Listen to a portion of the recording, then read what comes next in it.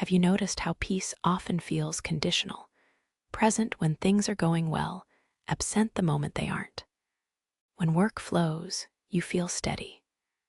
When relationships feel warm, the mind rests. When plans move forward, the body loosens. And when any of that shifts, peace seems to leave with it, as if peace were something granted by circumstances and withdrawn the moment they change. This creates a quiet dependency. Life must behave a certain way for you to feel okay. But life rarely agrees to those terms. Circumstances move. They rearrange themselves. They don't consult us before changing. So if peace depends on them, it will always be temporary. This doesn't mean peace is impossible. It means the kind of peace we usually look for is fragile by design. Peace that does not depend on circumstances is something else entirely. It is not the absence of difficulty. It is not distance from life. And it is not isolation. It is stability within movement. In daily life, we can feel the difference. There are moments when everything is fine, yet the mind remains restless. And other moments when things are uncertain, yet something inside stays grounded. This tells us something important. Peace is not a direct reflection of what is happening.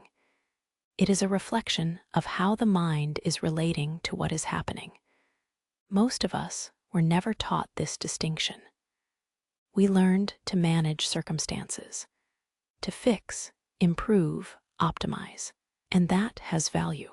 But we also learned, quietly, that inner stability would arrive after life was arranged properly. So we postpone peace. Once this settles, once that resolves, once things are clearer. Until then, we endure. This creates a subtle strain, because peace becomes a future event, never fully available now. In the Gita, peace is not presented as reward. It is presented as alignment. Not alignment with outcomes, but alignment with reality as it unfolds. This is a difficult idea at first, because it seems to suggest acceptance of discomfort. But acceptance is not resignation. It is clarity without resistance. Resistance is what turns difficulty into disturbance. You can feel this clearly. Two people face the same uncertainty. One is agitated. The other is steady.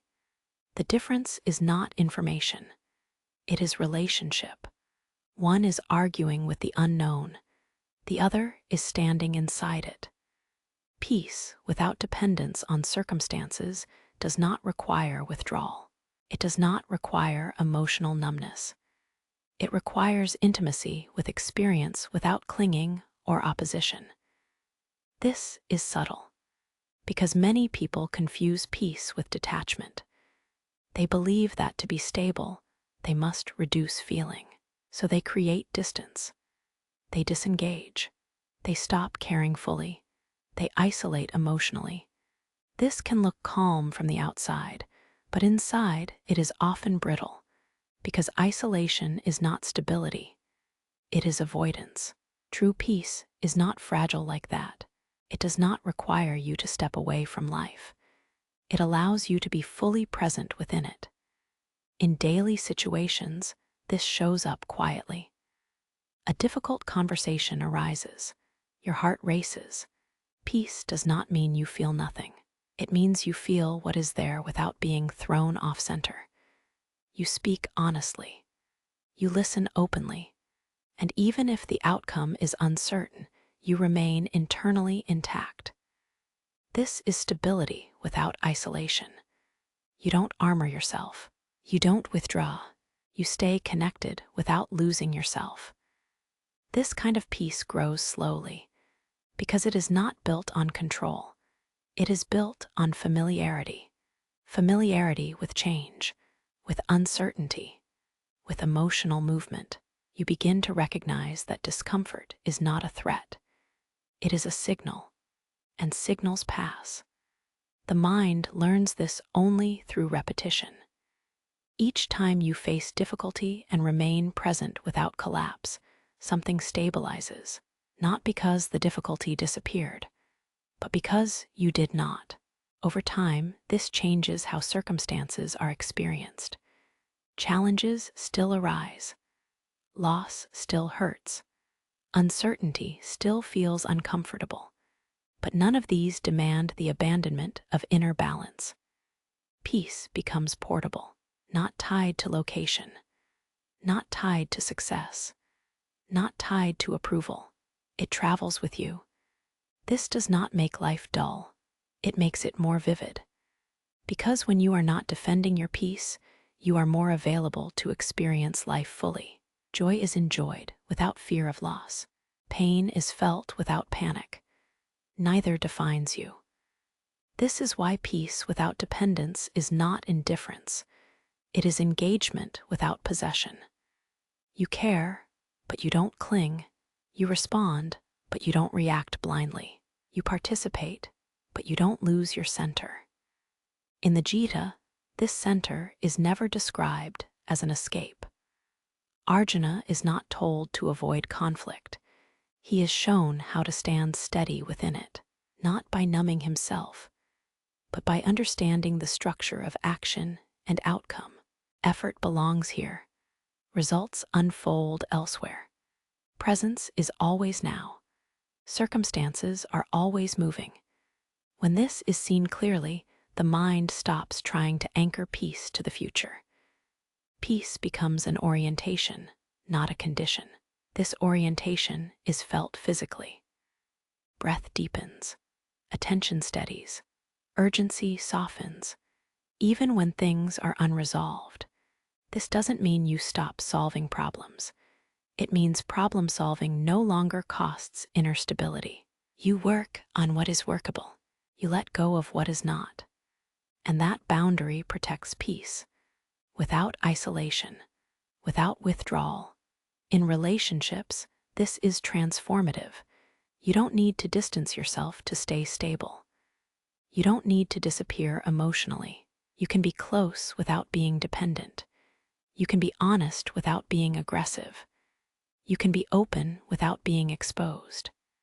This balance feels mature, not because it is flawless, but because it is grounded.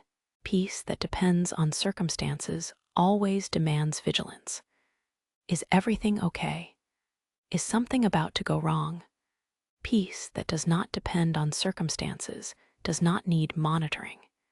It rests in trust, not trust that things will go well, but trust that you can meet whatever arrives.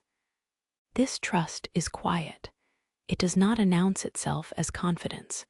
It shows up as steadiness, as fewer inner arguments, as less rehearsal, as less need for control. Life continues to surprise you, but surprise no longer feels like threat. It feels like movement. This is why such peace often appears late in life, not because it requires age, but because it requires exposure. Exposure to enough change to realize that resisting it is exhausting. Eventually, the mind stops fighting, not out of defeat, but out of understanding. And peace emerges not as comfort, but as stability. Stability that does not isolate you from life. Stability that does not harden you. Stability that allows full participation without inner fracture. This peace does not promise constant ease. It promises continuity. You remain yourself through joy and difficulty alike. You don't abandon presence when circumstances disappoint you. You don't cling to it when circumstances please you. Peace becomes less dramatic, more dependable, more human. Perhaps this is the peace the Gita gestures toward, not a peaceful world, but a mind that does not depend on the world to remain at rest, not retreat from life, but stability within it. Not isolation, but clarity that allows connection without loss of center. Peace that does not wait for circumstances to cooperate. Peace that stands with you as circumstances continue to change. And once this is seen, peace is no longer something you seek. It becomes something you recognize as already present. Whenever you stop asking life to be other than what it is, stability without isolation, presence without dependence, a peace that moves with you, because it was never built on stillness outside, but on understanding within.